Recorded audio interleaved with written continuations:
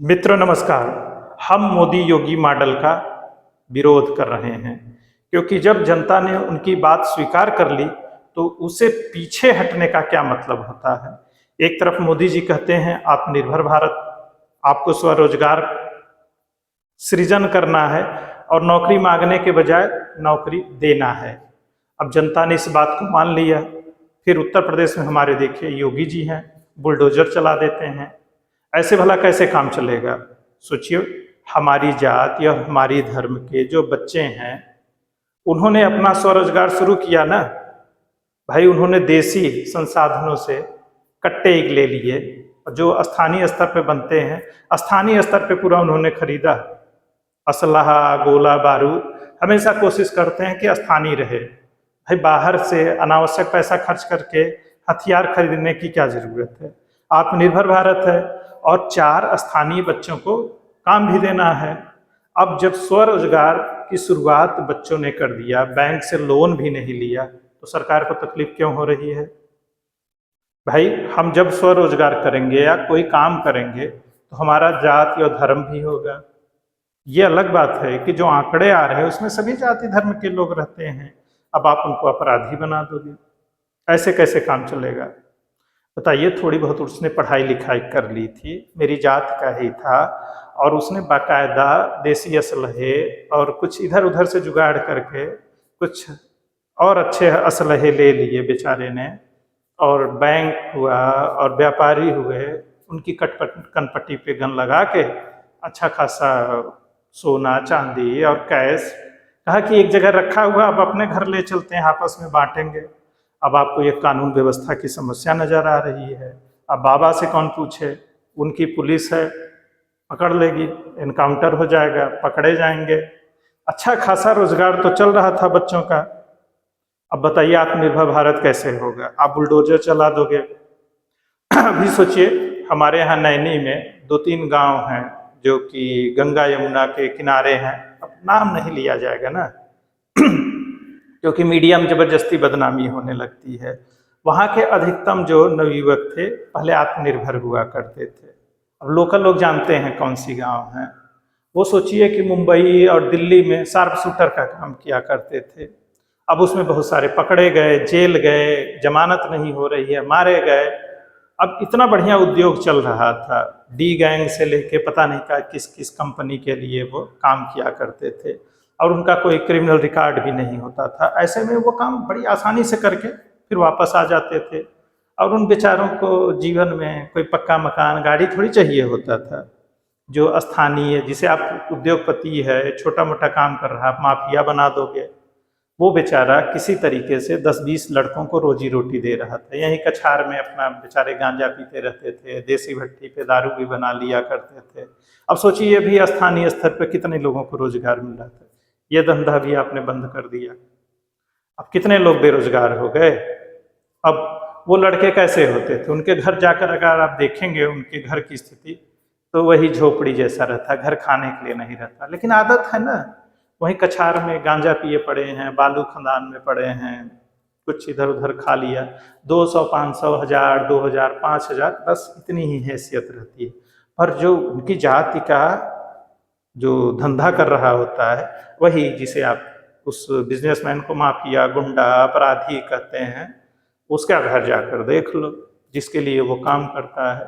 अब भाई वो बैंक लूटेगा या कुछ और काम करेगा, अगर अपने दम पे नहीं कर रहा है, भैया के दम पे कर रहा है जो कि अपनी जाति वाला ही है, तो कितना पैसा मिलेगा। तो भाई जैसे काम धंधा करते हैं, किसी कंपनी में नौकरी करते हैं तो 10, 20, 50 हजार मिल जाता है। कितने दिन चलेगा, हफ्ता 10 दिन चलेगा।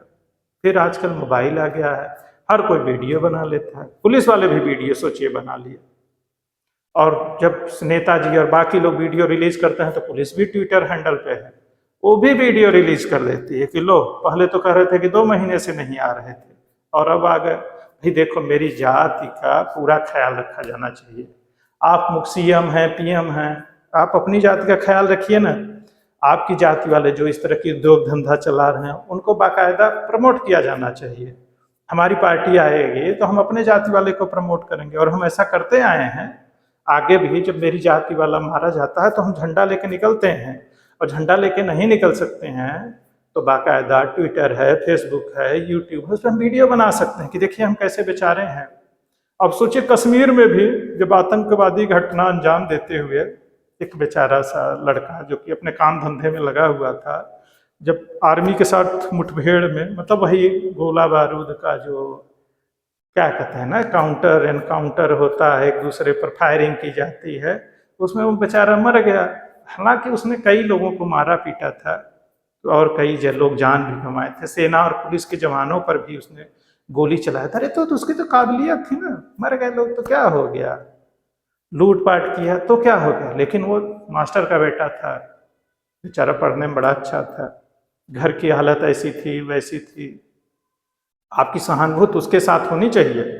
ये सेना के जवान बेचारे क्या जाने, पुलिस वाले, अरे कोई बाभन ठाकुर यादव चमार पता नहीं किस किस जात के हैं लोग, नौकरी कर रहे हैं, इनकी क्या हैसियत है, ये तो पैसा लेते हैं ना, इनकी कोई इज्जत उज्जत नहीं है। मेरी जाति वाला अपराधी सही है और जो आतंकवादी है वो भी सही है, उसको फांसी नहीं दी जानी चाहिए, एनकाउंटर में उसको गोली नहीं लगनी चाहिए भाई, जो उसकी तरफ गोली चली उसमें से फूल निकलने चाहिए।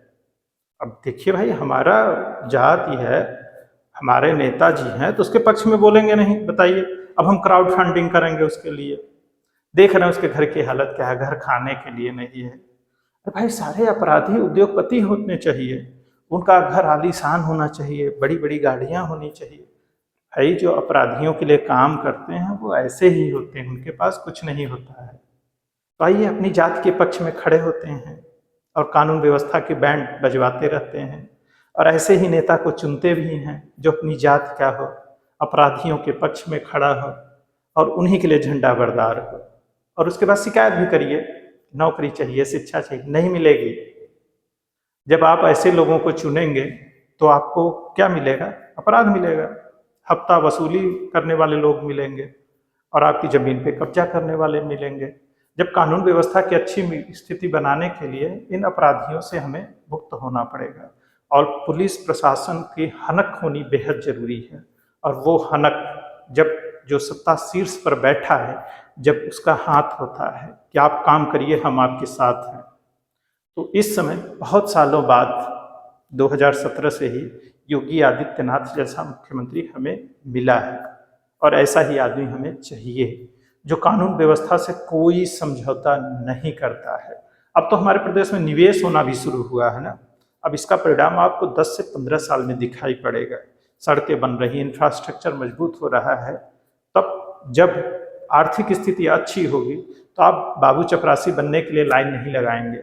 एक सिपाही भर्ती की परीक्षा के आयोजन होता है, उसमें सोचिए 50 लाख लोग फॉर्म भर दिए, मतलब 50 लाख लोग सिपाही बनना चाहते हैं और वो कुछ नहीं कर सकते हैं। तो आप अपनी बेइज्जती कर रहे हैं एक तरीके से, ये कोई गौरव की बात नहीं है। अगर आप में स्किल है, आज की जो आर्थिक सामाजिक व्यवस्था है उसमें आप बेरोजगार नहीं हो सकते। बेरोजगार जो अति शिक्षित लोग हैं, जिन्होंने केवल डिग्रियां हासिल की हैं और उनमें कोई काबिलियत नहीं है, वही लोग हैं और आगे भी रहेंगे। तो सोचिए, क्या आप में कोई स्किल है कि सिर्फ वही जाति वाला झंडा उठाए फिरते रहेंगे? एक बात और, जो जाति और धर्म वाला झंडा उठा रहे हैं, इससे कुछ बचना उचना नहीं है, इससे सिर्फ आप मूर्ख साबित होते हैं और हो रहे हैं। और जो आरक्षण को खतरा उतरा है वो कहीं नहीं है, न संविधान को खतरा है न आरक्षण को खतरा है। और एक जाति विशेष को सारा आरक्षण दे दिया जाए तो भी उस जाति में बेरोजगारी दूर नहीं होनी है। बेरोजगारी तब भी रहेगी जैसे अब है, क्योंकि हमारी आबादी 10, 20, 50 हजार नौकरियां मिल जाने से वह बेरोजगारी से मुक्त हो जाए, ये संभव नहीं है। अगर आप में क्षमताएं हैं और आप चाहे जिस जाति के हों, आप अपना लक्ष्य जरूर हासिल करेंगे, इस बात में भी कोई संदेह नहीं है। अब आप तय करिए कि आप किस तरफ हैं, जाति वाले एजेंडे की तरफ हैं या किसी और तरफ हैं। तो संगठित होइए, एक होइए और जाति को थोड़ा कमजोर करिए, स्किल हासिल करिए। ये हर आदमी का अपने लेवल पे कर्तव्य है। बुराइयां हैं, जाति को लेकर भी समस्याएं हैं, सच्चाई है, और इसका समाधान अपने जाति वाले अपराधियों के पक्ष में खड़े होकर नहीं किया जा सकता है। इससे बचिए, वह चाहे जिस जाति का हो, सिर्फ अपराधी है। और राजनीति तो होगी, क्योंकि जात के आधार पे वोट मिल रहा है तो वह भी होगा। और यह तब नहीं होगा जब हम समझेंगे कि हम इसके शिकार हो रहे हैं, और शिकार होने से जिस दिन बच जाएंगे इसकी राजनीति भी बंद हो जाएगी। तो आइए आगे बढ़ते हैं और अपनी जिम्मेदारियों को समझते और निभाते हैं। और जिम्मेदारियों को समझने और निभाने की प्रक्रिया आप अभी शुरू करेंगे, इसी उम्मीद के साथ। जय हिंद, जय भारत, वंदे मातरम।